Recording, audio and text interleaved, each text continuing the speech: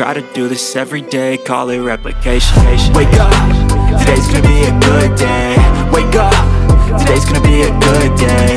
Alright. Mga kabiyahero, andito tayo ngayon sa may Dolomite Beach sa Maynila para magbigay sa inyo ng update kung ano yung mga latest na kaganapan dito sa Dolomite Beach ngayong buwan ng Disyembre, ngayong magpapasko. Tara, samahan nyo ako.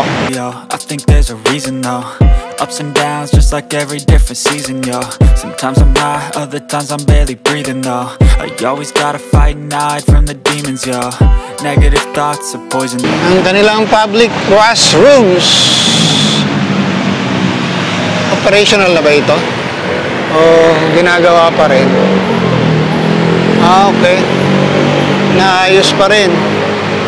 Hindi pa fully completed.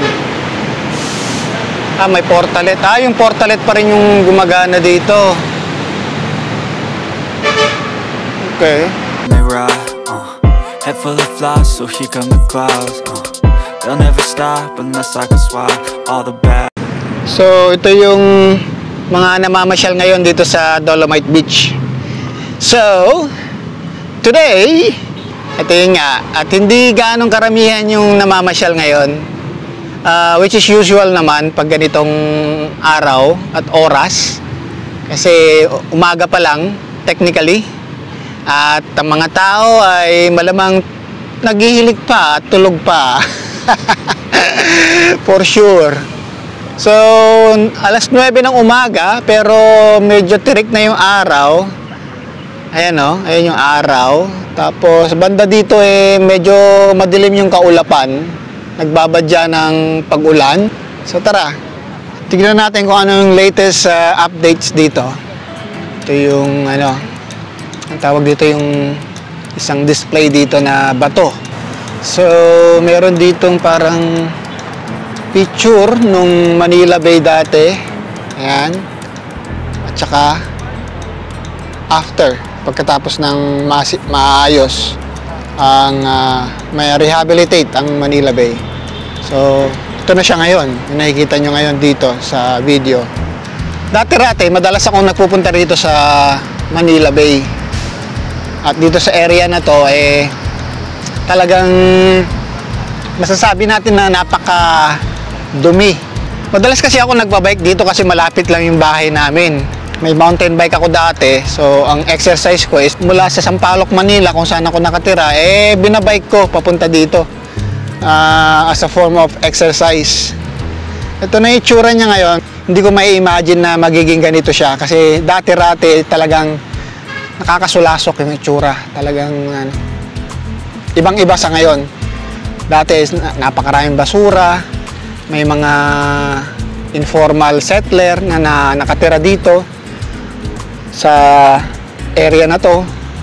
So ganun yung mga kaganapan dati, punong-puno ng basura at medyo maitim yung mga gilid nitong pampang nitong Dolomite Beach o itong kahabaan nitong pampang na ito ng Roxas Boulevard.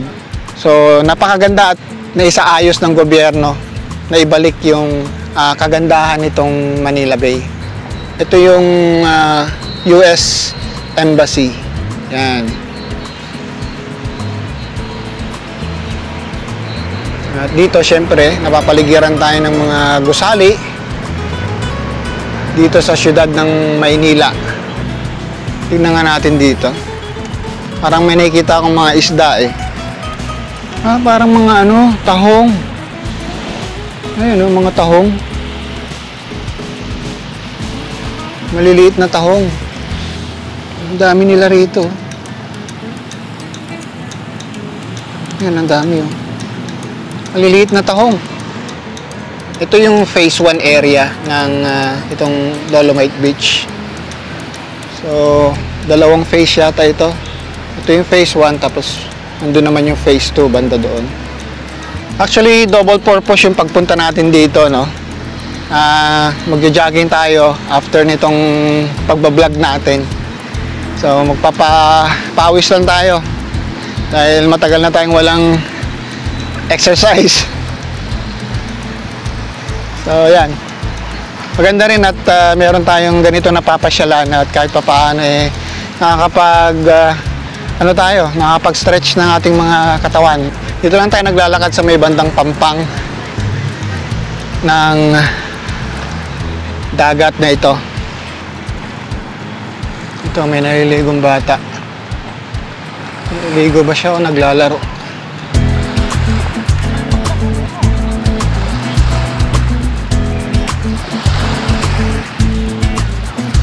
So sa ngayon, makikita ninyo at malinis itong pampang ng Dolomite Beach. Nung mga nakaraang bagyo, yung bagyong Pipito at saka yung mga nagdaan pa, ay sobrang nasalanta ito. Yung mga basura mula dun sa mga kailugan papunta dito. So ganoon naman kapag may mga bagyo, malalakas na bagyo, ay yung mga basura mula sa ilog, mula sa mga sapa dito sa kaloob-looban ng mga syudad, syempre dito lang naman usually bumabagsak sa dagat. At wala tayong magagawa sa mga ganong pagkakataon dahil ang kalikasan yung gumagawa ng mga ganong bagay. Hindi ko alam kung para saan itong ano ba to? Mandamus Agencies Office Agency. Pwede mag-apply abroad. Zoom lang natin para makita natin yung mga, may nakikita tayo doon parang mga nagpa-practice ng rowing team.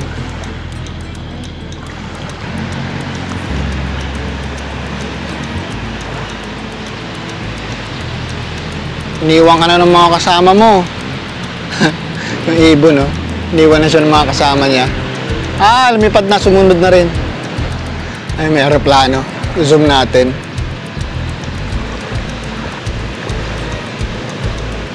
Kita ba? Nasaan na? Ayun. Ayun. Galing yan ng Manila International Airport. Zoom pa natin. Yan.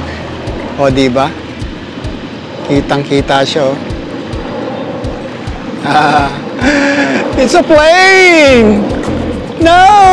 It's a plane! Sarap maglakad dito sa Pampang.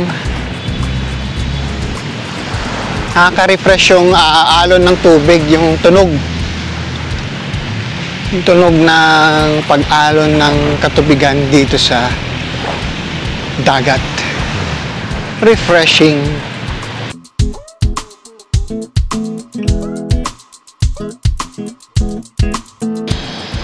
Ang dami dito, mga shell ng tahong.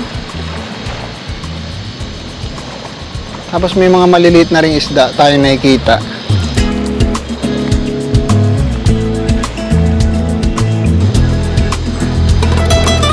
Ito. Mga maliliit na tahong dito.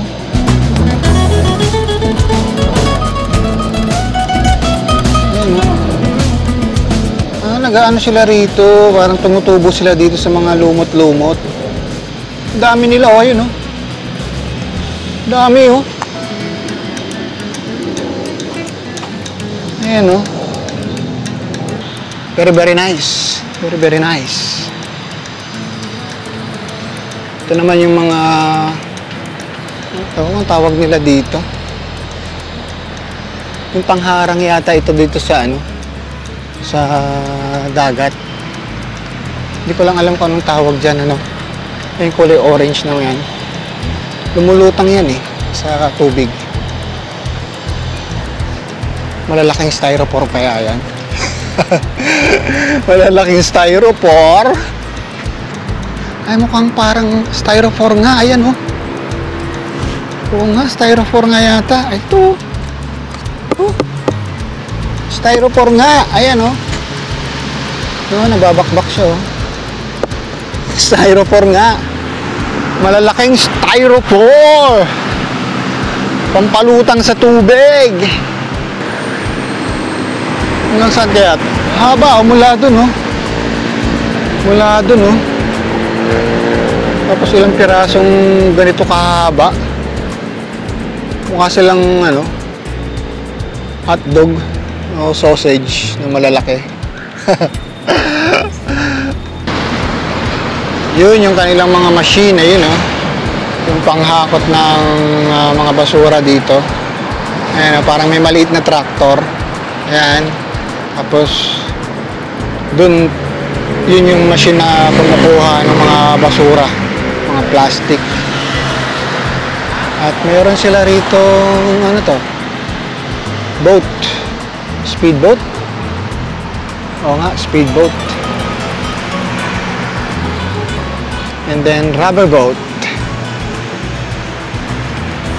Okay, so maraming salamat sa inyo mga kabiyahero sa pagsama sa akin dito sa maiksing update ang mga kaganapan dito sa Dolomite Beach. Kung hindi ka pa nakasubscribe, i-click mo lang yung bell button para updated ka sa mga susunod ko pang mga video. Hanggang sa muli mga kabiyahero, hanggang sa susunod na video.